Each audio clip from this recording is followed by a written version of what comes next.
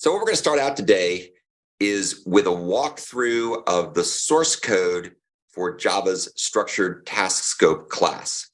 And you'll see that one of the great things about Java is it's open source, so you can go ahead and take a look at the source code. And so what we're going to do now is we're going to focus on the structured task scope class.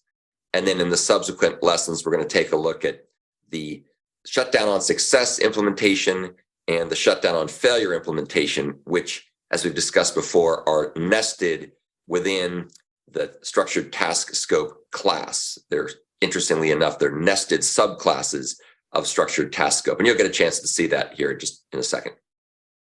You can get access to all the Java source code, in this case, the Java 19 source code, by going to the link at the bottom of the slide. So we're now in the IntelliJ project of the structured task scope.java file. And you can see that it starts out with a whole bunch of documentation in so-called JavaDoc form, which can be converted automatically from comments in Java code into web pages that you then can read and click through with hyperlinks and so on and so forth. I've lightly reformatted this code so it's just a little easier to read in the IntelliJ context. And I've also added a few more comments to some of the method implementations and class fields and so on below. But the code is still the same code. It's just been rearranged a little bit to make it easier to explain. So let's start off by discussing structured task scope itself. So structured task scope, as you can see, is a generic class that's parameterized by type T. And it implements something called auto-closable. And auto-closable was a feature added to Java relatively recently, which makes it possible to shut things down when they are going out of scope. In the particular context is the try with resources block. So with try with resources, when the block ends, then whatever's been created within the try with resources portion will be closed. And if you take a look here, you can see there's a method called close. And if you go search down for close, you'll see here's the close method. This is the method that's called back automatically when a task scope exits when the block leaves. And I won't go through the details here, but in a nutshell, it closes things down and frees up any state and so on. And we'll come back and talk about that at a later point. So let's go ahead and get rid of that. And now let's go back up to the structured task scope portion at the top here and see some more things that they define. So one of the first things they do is they define something that's called a static final var handle with the name all capitals futures. And a var handle is a feature that was added to Java in Java 9, and it enables portable atomic operations. And before Java 9, there were ways to do these kinds of things, but they typically required access to something known as the unsafe class, which provided ways of being able to do atomic compare and swap operations. And the downside with doing that with the unsafe class was it was only available to people who were actually implementing the Java virtual machine and the Java development kit, the JDK themselves. It was not available to mere mortals like us. So it was hard to get access to these low-level primitives. So var handles provides a way to get portable access to various atomic operations. And in this particular case, the atomic operations are going to be on this thing called the futures set. So we're going to have a set of future objects, which is going to be able to be accessed atomically to do various kinds of lazy creation operations. And we'll take a look at that when we get further down the code. This is defined as volatile. Volatile is a keyword in Java that means that read and write operations on this field are guaranteed to be atomic. So they will either succeed or fail, and caches will be updated appropriately if you have a multi-core system. There's also something else interesting going on here that you should be aware of in Java. This is called a static initializer block. And this block is guaranteed by the Java runtime environment to execute before any instances of structured task scope are created, or is created. So this gets called first, and what it does is it uses some funky Java reflection features to look up in the structured task scope class. That's the class file that contains the compiled bytecode for this class. And it looks for the futures field, looks up by name this field in that class, and it treats it as a set. And so it basically is assigning a var handle to the futures field. And then we're going to be able to do atomic operations, as you'll see later, using that. So it's a way of being able to access particular parts of fields in Java classes for the purpose of being able to do atomic compare and set operations, or CAS operations. That may seem a bit obscure, but it's a typical idiom that you see used a lot in Java code, especially concurrent Java code. So it's important to be at least passingly aware that it exists. There's several other fields that are defined in structured task scope, one of which is a thread factory. And this is what determines whether the threads that are created in the context of this structured task scope will be platform threads or virtual threads. You can decide, you can override that. By default, there are virtual threads, but you can change that if you so desire. There's another interesting field here called flock of type thread flock. And thread flock is a class that's internal to the Java runtime environment. It's not available, again, to mere mortals like you and me, but it's used in the context of these structured task scopes in order to create a coordinated group or flock of threads that are going to be created in the context of a try with resources block and shut down wholesale when that block exits. In fact, that's one of the things when we look at the close method again, you can see it closes down the flock. There's also a reentrant lock, which is a very lightweight Java synchronizer that's used to protect the shutdown phase from race conditions that would otherwise occur if multiple threads were trying to shut it down at the same time. So it serializes the shutdown. Then there's also a couple of other fields here, one that keeps track of whether a join is needed, some fields that are used to keep track of the state of the structured task scope, which starts out in the open state, can be shut down and then finally closed. And you can see that there's an ordering defined here. And then there's also another volatile field called state, which keeps track of what the state of the structured task scope is. And that's used primarily for things like shutdown. There's a couple of constructors that are defined. One constructor takes a name for this scope and a thread factory, and then goes ahead and makes the name, makes the structured thread scope with that name, and then opens the flock with that name. So we make an initial flock that can be used to keep track of those threads. And then there's also a default constructor, which is the one we typically use in our examples, that will go ahead and create a virtual thread factory. So it can create virtual threads, and it has basically an unnamed flock, an unnamed scope.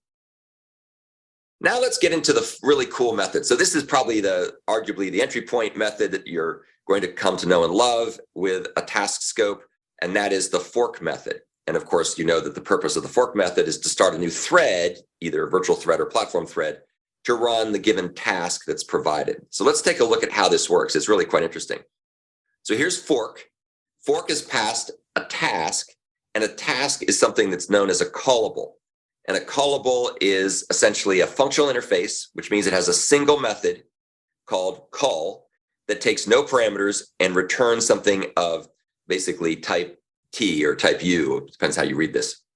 So the task will go ahead and create a result, and we'll basically take that callable, and we're going to stash it away in an object called a future impl.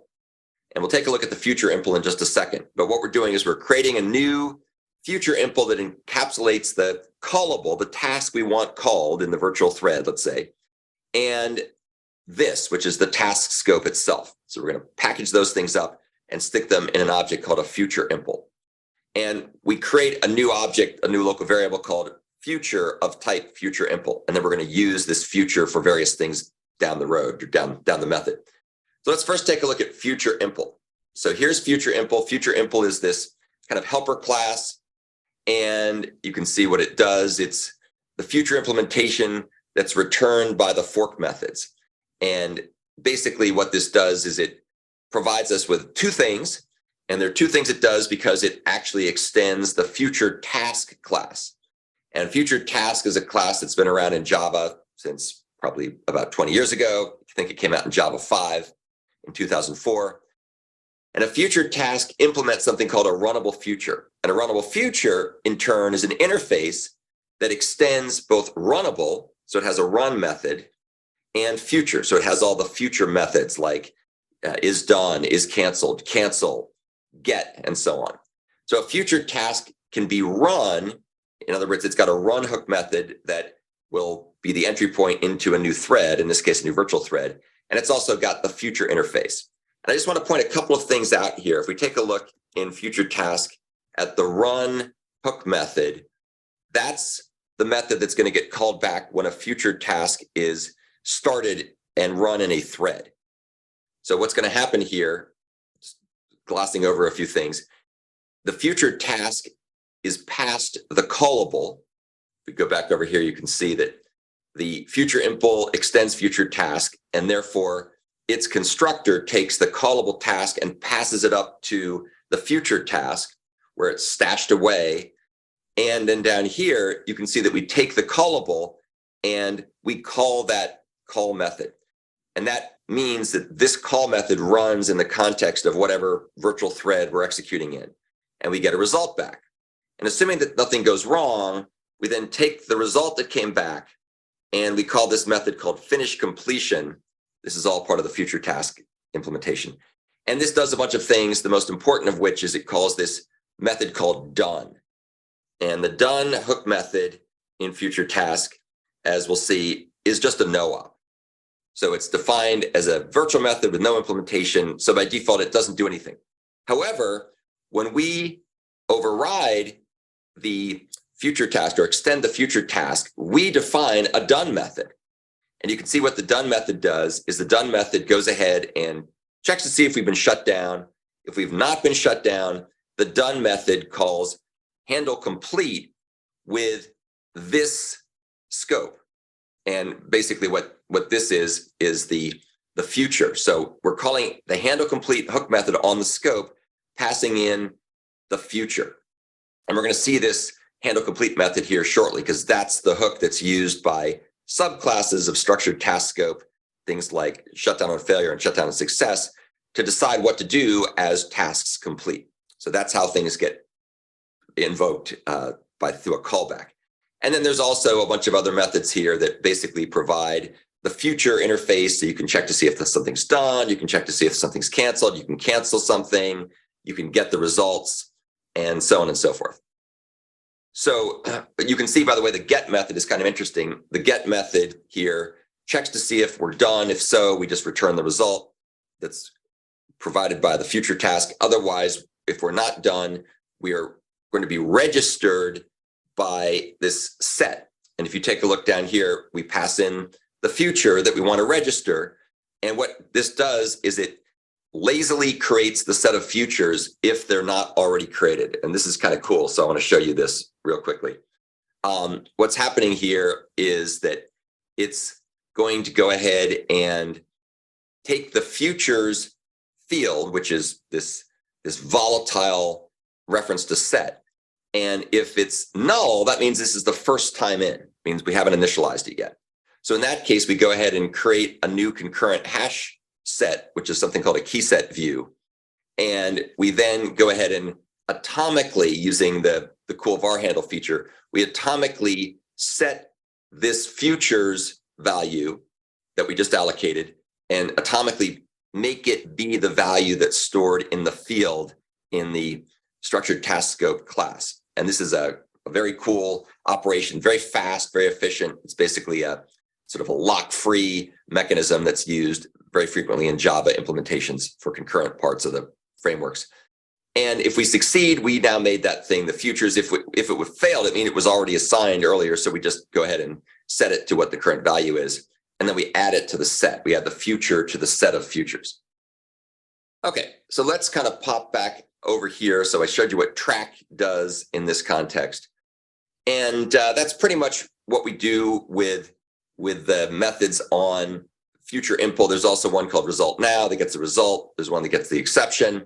There's one that gets the state, and so on and so forth. So after creating this future impl, we then come down here and we make a new thread using the thread factory that's going to be able to run this future. So we gave it this future, which is a future impl, which is a future task. So it's got a run hook method.